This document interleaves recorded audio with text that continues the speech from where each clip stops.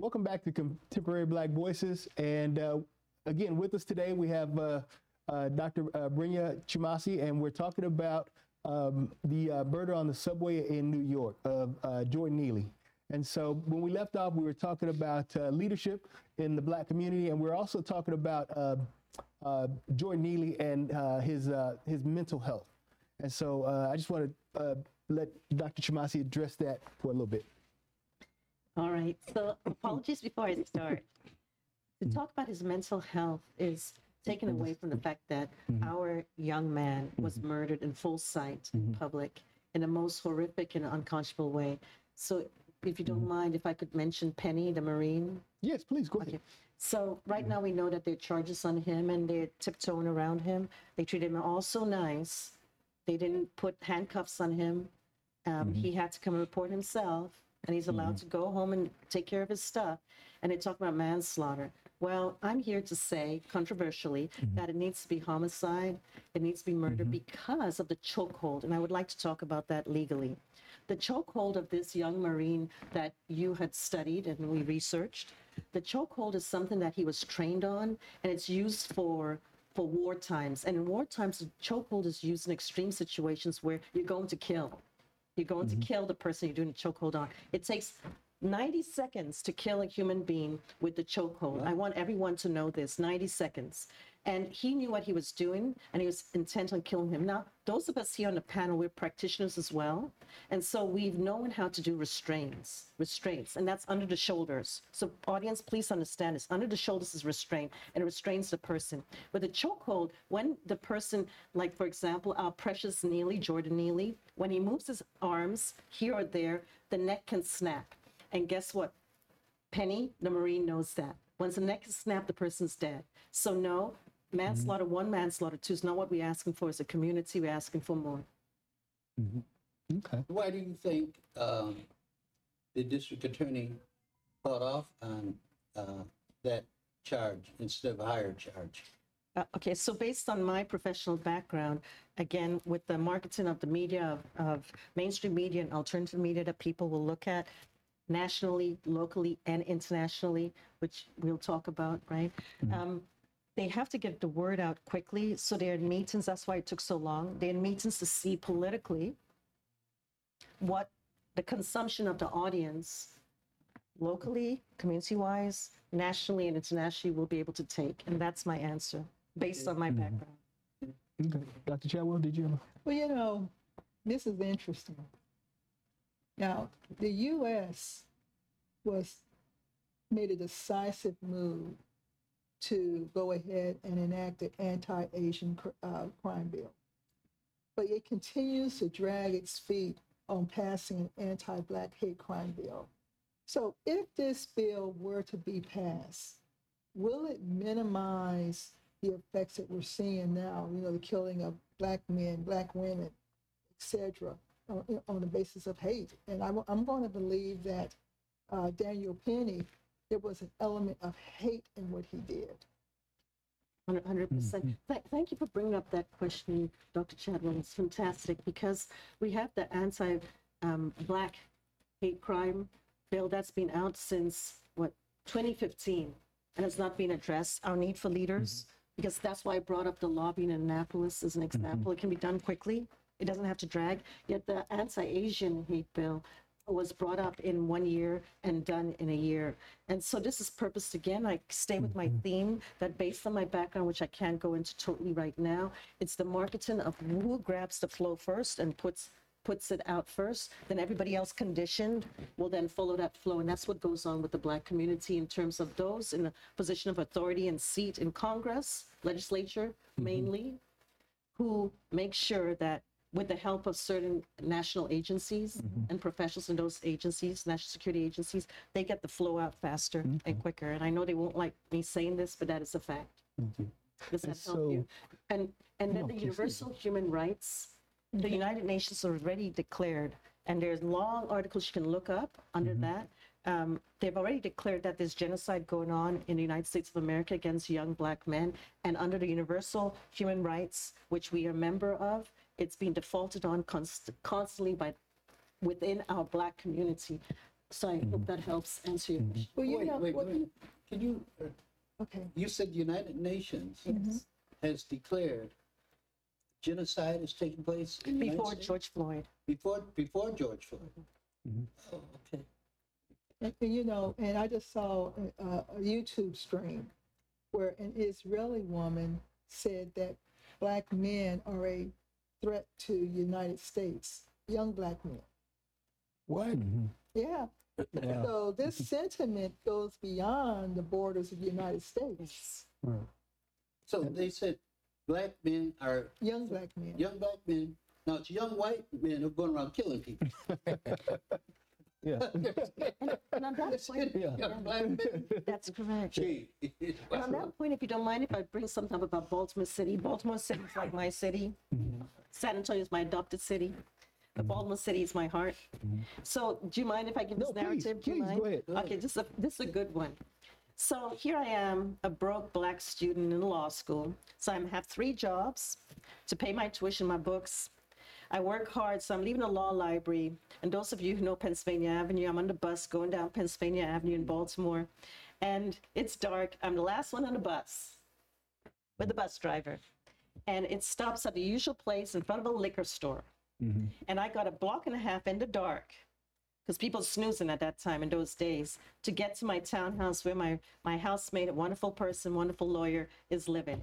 Okay, so I look out the bus window and I see in front of the liquor store about 10 yo mamas. I call them yo mamas, I'll tell you why. And they got the brown bags and all. And I get off the bus feeling very safe because of the black yo mamas that are there, and they go to me, yo mama, you go, yo mama, yo mama, you wiggle that thing, yo mama. And I walk all the way to my townhouse feeling extremely safe because they're watching me on purpose in our code of language, getting there safely.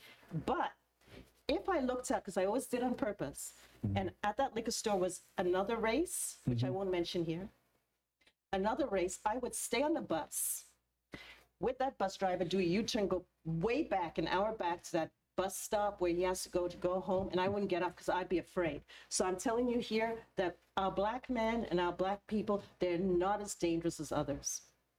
Oh, absolutely. Thank you. Thank you. And so, Professor Williams, I want you to touch a little bit on the historical aspects of this case and the traditional need for this system to police and control black folks. Well, historically, that goes all the way back to why they had police forces during slavery. It was to patrol and catch slaves and return them to the owners. Go to Jim Crow. Apartheid is a system where you have to have absolutely total control. And if you're gonna, so what white folks had to do is make sure the punishment against any blacks who went against apartheid were taken in jail. I mean, there was a book out, the thing was the other side of the other kind of slavery, where you could be walking down the street in let's say Birmingham, and they could arrest you and say you're loitering. And what will happen is one of the owners of the land will come and bail you out. And you have to work for him until you work off that bail. But now he's got to feed you and everything else, so you never work it out. But the police were doing that. One of the big reasons for the 1965 riot in Los Angeles is because the mayor at the time was Mayor Yorty. And what he believed is there are a lot of blacks were migrating into the Watts area from the south. His thinking was, well, who control these black folks? White police. So he started recruiting white police to come into Los Angeles and work the black community. So that's history. And then you have Newark. Then you have Detroit. And you can keep going right up to today with what's happening. So there is a historical precedent for all that has been happening. Thank you, Professor. Chris, did you have a question for Dr. Shemasi? No real question. I just want the Panthers to reemerge and for us to figure out what we're going to do to be able to stop this. Okay, we can talk about all of why it's happened and so forth. I just want to know, what are we going to do to stop it? Can we stop it? Can we stop it? I don't know. You know, when we think about confronting the police ourselves, what comes to mind is Black Wall Street, 1921. Those blacks fought. I mean, they really fought, Yeah. but they were overpowered. They were overpowered. I mean, they brought in airplanes, you know, and 7,500 whites against maybe 400 or 500 blacks. So I don't know if that's the answer. So based on what you said, which we all know is totally factual accurate, right? What we do have in our hands, the power we have is the legislative power, and I'll tell you why. So for example, when George Floyd was murdered horrifically, what I immediately, within seconds, said was, and I talked to Dr. Chadwell about this, is that we are to get the NAACP right now, the League of Black Voters right now, and I've got to talk with them so that we put this right away up into the local court, then state court, because it's a process, and we know the process, so support us. We know the process. Those of us who are experts at this, you get it in, and then it goes to eventually to state appeals court, and then it goes to state Supreme Court, and then it goes to where? Supreme Court of the United States of America. And that is the action we need, and that will work. Oh, And let me say And this. we hold need on, it right 'cause away. And I keep on I saying, want and to I address mentioned what you talking to said you as about well. this. Okay, when you talk about, I'm sorry, I touched you, but no, he looked with his eyes like, anyway. But when you ask about the police, okay, and what we could do, and when you make the correlation between Black Wall Street and now, and then, Doctor, when you talk about the legislation, I disagree with both because I'm saying what we have is, and we don't know that we have, is economic power. Okay? And the economic power is what's going to make the politicians be able to change. Okay? So we've got to deal with the economic power and figure out how we're going to deal with that because, look, most black people believe we don't have money, which is furthest from the truth. Yeah. Okay? If you look up the statistics, we as a black race in America rank, I think, higher than the country of Mexico and the country of Spain. So we have a lot of money that we can use, but we've got to be able to organize that. Okay, so if you don't mind, we have looked at our economic power. We actually have articles written about our economic power. The two of us know about our economic power. And that's why I skipped it, because it'll take, remember I said it takes so long in a short time to explain all these to us. And there's so many, they're like 5 bullet points as to why the economic power aspect is not going to work as fast as this other aspect. And in saying that, think back to unions, the unions that we had. The first union, you know what the first union was in the United States of America? No. The police union. Okay. Where? On the East Coast. Because we were trying to formulate a police. In EA, Texas, we already had the Texas Rangers. They weren't waiting. Okay, so what happened? The first union had the first union strike. And what happened, which still happens today, is all the police were fired overnight. All of them. And the next day, a long queue of young police for academy came in and took over. And guess what? That still happens today. So in terms of all types of economic power, all types of bullet points in a Venn diagram, we've looked at it, and you've looked at it as well, giving you a specialization. And that's not going to work as quickly. So that's why I'm talking fast, because we've got to get this in, that we don't have blind spots. Okay. And that's going to bring us to the end. And we're going to return with hot topics. And this weekend is Clarence Thomas, a disgrace to the black race. We'll be right back with you.